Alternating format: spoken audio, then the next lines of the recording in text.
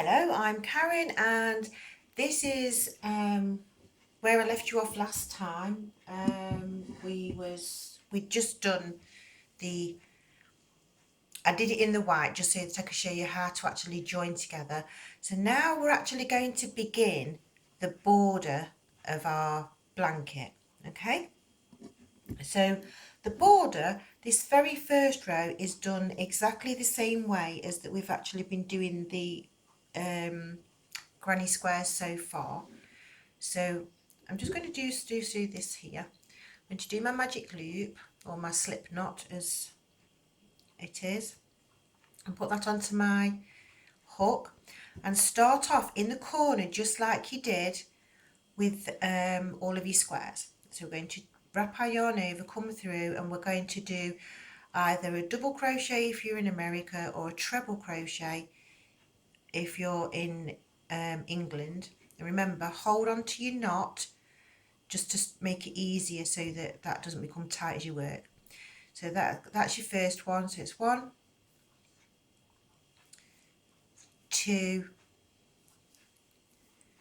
3, you chain of 3, 1, 2, 3, and back in again to make sure that you do your corner, and do 3 more stitches there. So that's 1, 2, and 3. My yarn's decided to follow me. And then all we do is we just do the same as we're just going to do our double or our trebles into each of the little spaces as we work along. So that's 1, 2, 3 into there. And this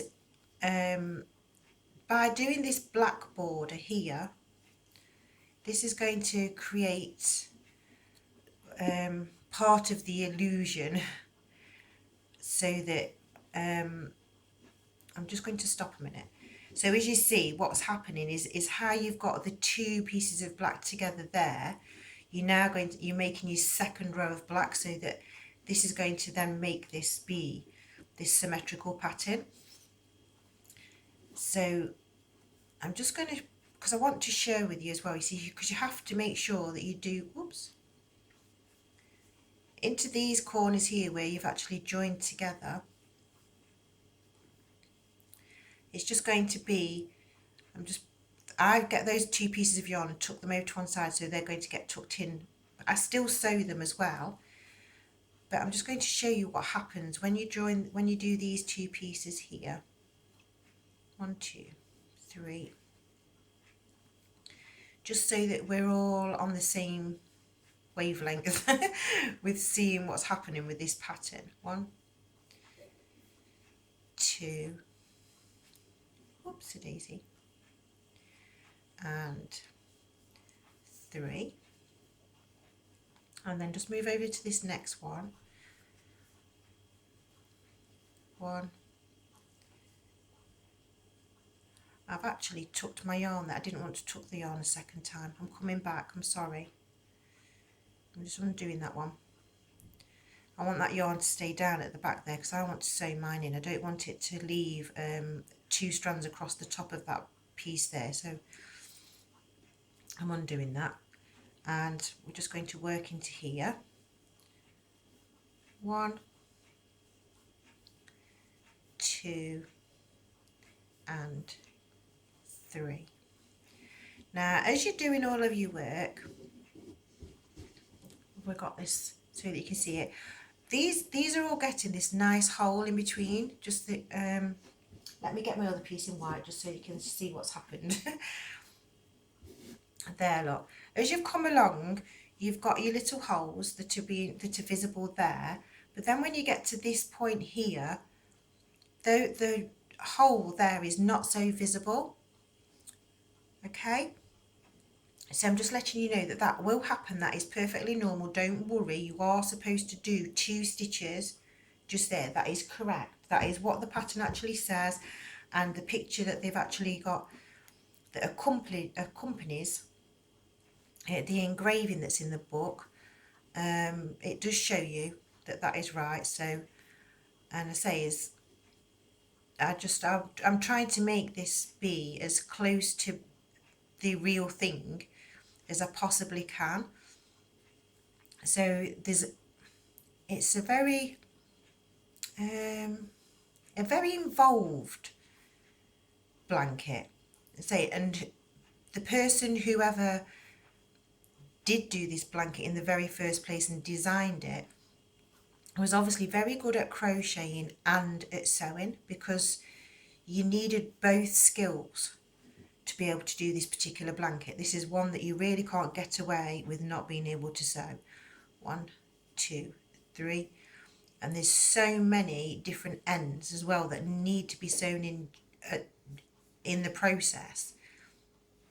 Then that's what made me feel that it's a lot more. There was a lot of involvement in this sort of thing. It wasn't something that just happened willy-nilly overnight and ta-da, I can crochet. It just genuinely didn't. And for me to get to this stage as well, where I am at crocheting, because like I said before, I didn't learn to crochet until I was older. And so I haven't had a whole lifetime of crocheting, and it's something that I think that if I had have learned when I was younger, then maybe I wouldn't be where I am now. I don't know. It's just circumstances, life, the way that things happen. It's very strange, this one with, and I mentioned talking to my mum about my historical work, and it just seems it's really, really bizarre of how many people in the actual historical stuff have actually got surnames that actually were surnames in our family. And I don't know whether it seems very, very coincidental, and some people say there's no such thing as a coincidence, it was meant to be. So I don't know, I just feel like that it was meant to be. Meant to be that I fell in love with this Granny Square. It was meant to be that I found my relative Bridget, and I feel like almost a bit like a detective, not like discovering these people, discovering the patent case, discovering all of the different things and mysteries that was happening at that time, and I've just found it all completely and utterly wonderful. So where are we? We're just there. So I'm nearly at this corner. I'm going to be halfway round my square, so that means that it's going to be, we'll round it up because of the way that the minutes go. So we'll say that it's going to take 20 minutes for you to actually do the border,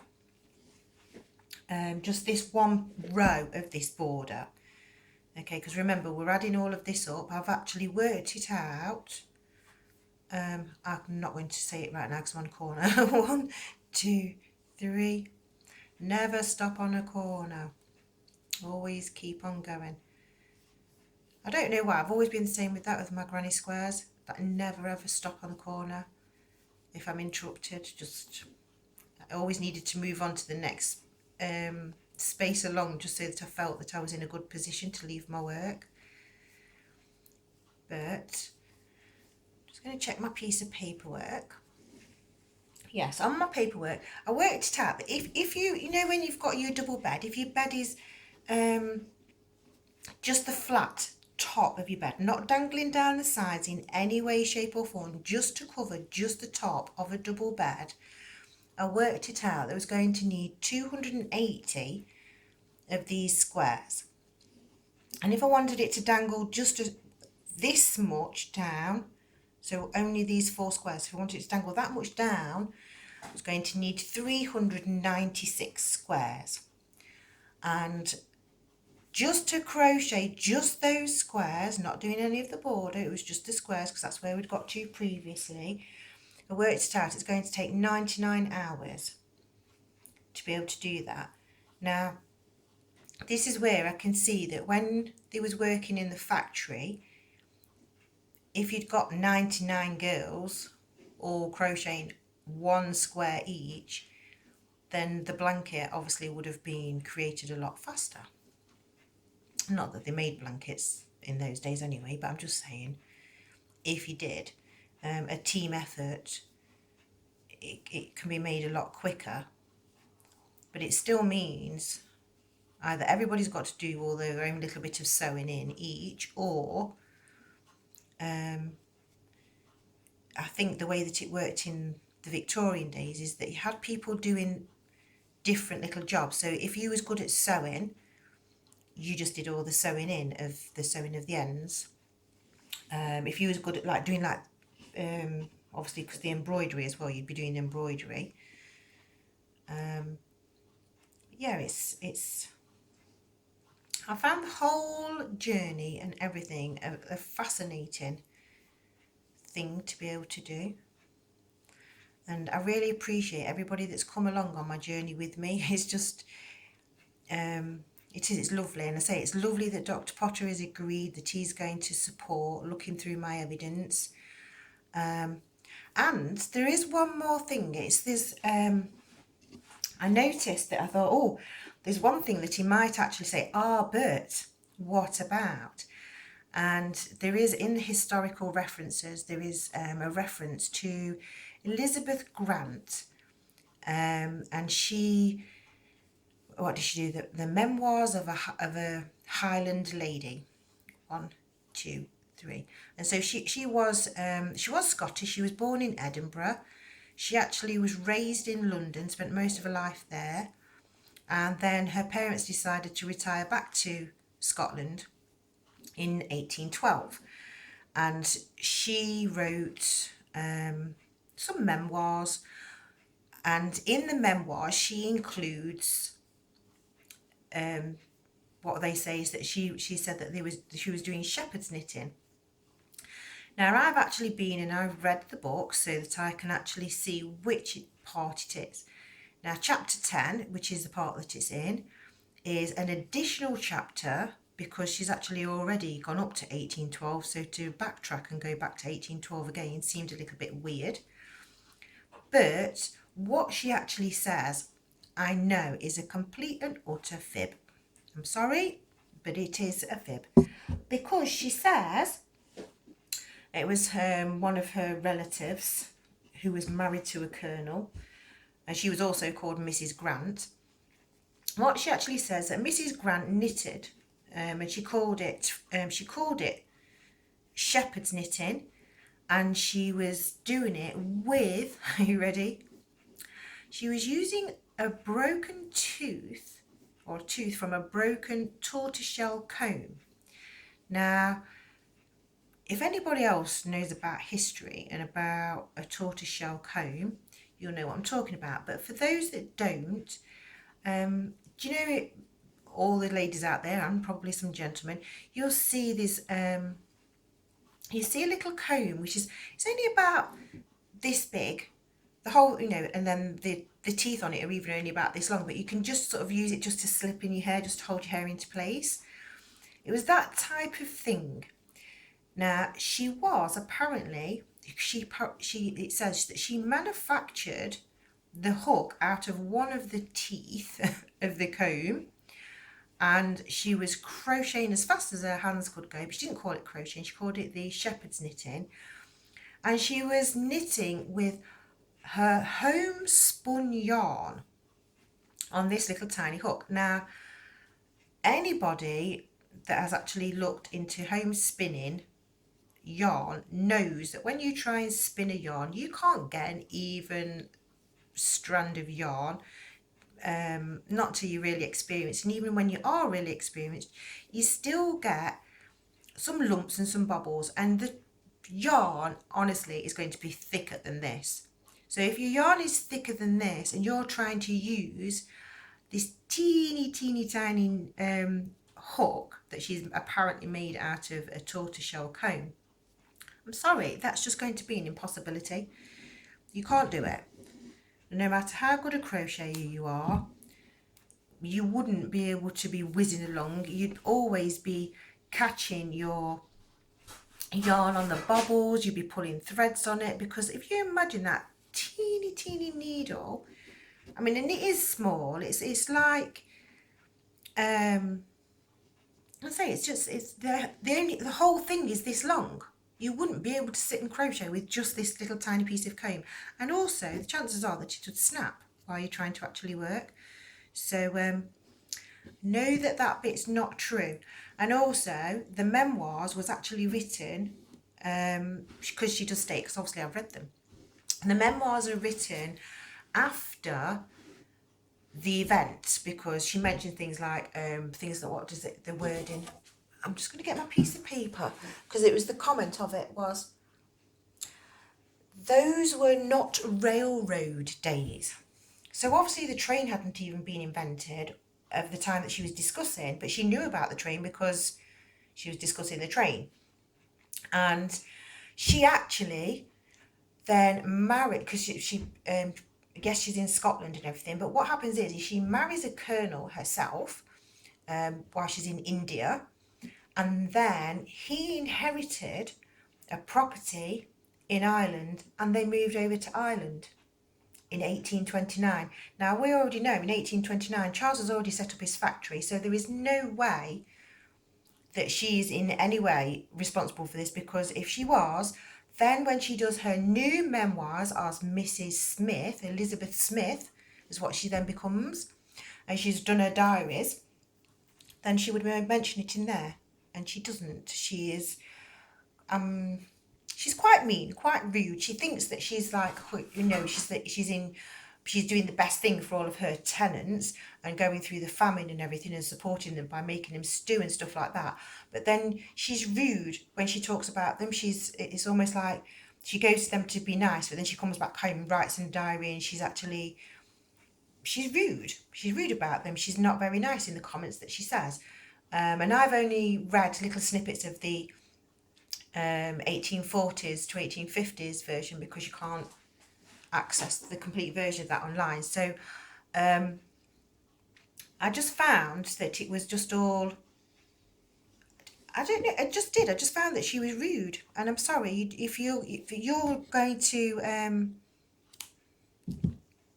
be, if she wants to be used as accurate in history for that, then yes, some of her things obviously they match up for historical reasons, but she does say she was a naughty child. She says that she was fancy free. She was mean to the new governess that they got. They pinched her cakes. That was the only. They was travelling all the way from London to Edinburgh, and their new governess or nanny had brought herself these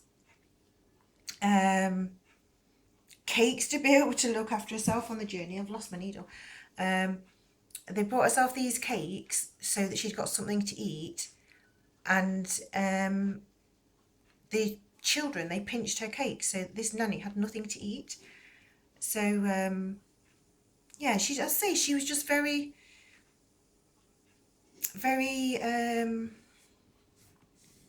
much of the time, if you know, like with the rich folk of like, and she was hoity-toity about it, and she was disapproving of the way that the Irish children, in her opinion, was not being disciplined, because I mean, we all know that in Victorian times the